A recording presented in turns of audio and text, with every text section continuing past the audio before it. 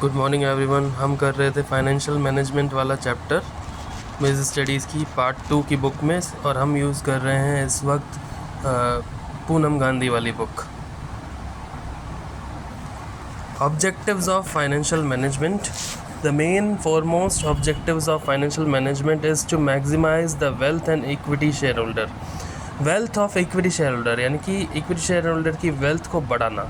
The wealth of equity share holder depends upon the market price of equity share, मतलब जितना market price ज़्यादा होगा उतनी wealth ज़्यादा होगी।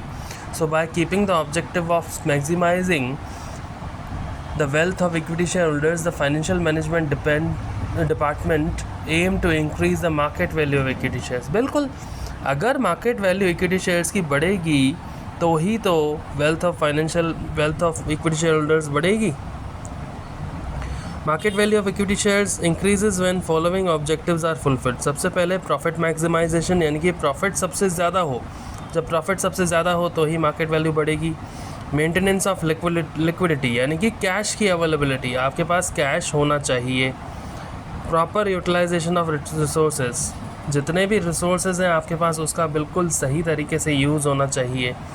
Meeting of financial commitments of creditors, यानी कि फाइनेंशियल कमिटमेंट्स, इसका मतलब ये है कि आपने अपने क्रेडिटर्स को बोला कि हम एक टाइम पे पेमेंट करेंगे, उस टाइम पे पेमेंट होनी चाहिए, तभी तो आपकी कंपनी की गुडविल बढ़ेगी और तभी तो आप फाइनेंशियल मैनेजमेंट अच्छे से कर पाएंगे। Those financial decisions are taken which will ultimately prove gainful from the point of view of shareholders। shareholders के point of view से जो गेनफुल है, उनके लिए गेन देता है, उसी को ही लिया जाता है।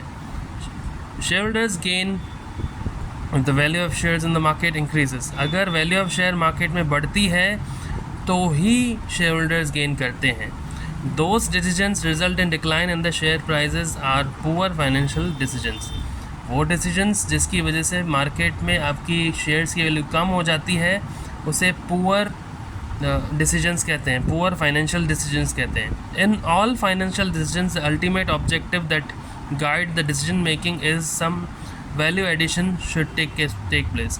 वैल्यू एडिशन यानी कि आपकी जो मार्केट प्राइस है शेयर्स की वो किसी ना किसी वजह से बढ़नी चाहिए, ठीक है। फाइनेंशियल डिसीजंस कौन कौन से होते हैं देखते हैं। सबसे पहला है इन्वेस्टमेंट डिसीजन, दूसरा है फाइनेंसिंग डिसीजन, तीसरा है डिविडेंड डिसीजन। आते हैं हम इन्वेस्टमेंट डिसीजन पे। इन्वेस्टमेंट डिसीजन को कैपिटल बजटिंग डिसीजन भी कहते हैं। Where to invest fixed capital, यानी कि फिक्स कैपिटल को कहाँ यूज़ करना है। ये जो डिसीजन है सिलेक्शन ऑफ एसेट्स के ऊपर डिपेंड करता है कि आप अपना पैसा कहाँ इन्वेस्ट करेंगे। एक फर्म को बहुत सारे ऑप्शंस होते हैं अपने फंड्स को इन्वेस्ट करने के लिए, लेकिन एक फर्म को बिल्कुल अप्रोप्रिएट इन्वेस्टमेंट को सिलेक्ट करना पड़ता है जहाँ से उसे मैक्सिमम बेनिफिट हो। तो ऐसा डिसीजन लेना ज़रूरी है जहाँ से मैक्सिमम बेनिफिट हो। अगर बैड कैपिटल बजटिंग है, यानी कि सही डिसीजन नहीं है, तो आपकी फाइनेंशियल फॉर्चून को ख़त्म कर सकता है, आपके बिज़नेस को ख़त्म कर सकता है। Short term decision investment arc और वर्किंग कैपिटल डिसीजंस, आपने वर्किंग कैपिटल के बारे में अकाउंटेंसी में पढ़ा होगा, और शॉर्ट टर्म डिसीजंस जो होते हैं वो वर्किंग कैपिटल डिसीजंस होते हैं। इंपॉर्टेंस क्या है इसकी, long term growth. Capital budgeting decision जो है इन्वेस्टमेंट डिसीजन होते हैं, उससे लॉन्ग टर्म ग्रोथ होती है। कंपनी अपने कैपिटल बजटिंग डिसीजन से लॉन्ग टर्म ग्रोथ को अफेक्ट करती है, समझ आया। Large amount of funds involve, इसमें बहुत बड़े अमाउंट्स ऑफ फंड्स इन्वॉल्व होते हैं, क्योंकि आपको वेस्टेज ऑफ यूज अमाउंट्स करना ही पड़ता है कैपिटल बजटिंग में, क्योंकि डिसीजन लेने पड़ते हैं तो बहुत सारे प्रपोजल्स को आपको सिलेक्ट करना पड़ता है। रिस्क इन्वॉल्व, इसमें बहुत बड़ी रिस्क है, क्योंकि फिक्स कैपिटल डिसीजन में बहुत बड़ा फंड लगता है और ये रिटर्न कब मिलेगा वो भी हमें पता नहीं है। इररिवर्सिबल डिसीजंस होते हैं। कैपिटल बजटिंग डिसीजंस को वापस रिवर्स नहीं किया जा सकता, क्योंकि ये डिसीजंस में बहुत बड़े फंड्स और हैवी कॉस्ट लगती है, इसलिए ऐसे डिसीजंस को सोच समझ के लेना चाहिए। फैक्टर्स अफेक्टिंग इन्वेस्टमेंट या फिर कैपिटल बजटिंग डिसीजन क्या है, cash flow of the project. Cash flow का मतलब whenever a company is investing huge funds in an investment proposal it is expect some regular amount of cash flow, यानी कि regular amount of cash flow मिलना चाहिए रोज़, क्योंकि अगर आएगा पैसा तो ही तो आप दे पाओगे आगे, इन्वेस्ट कर पाओगे आगे।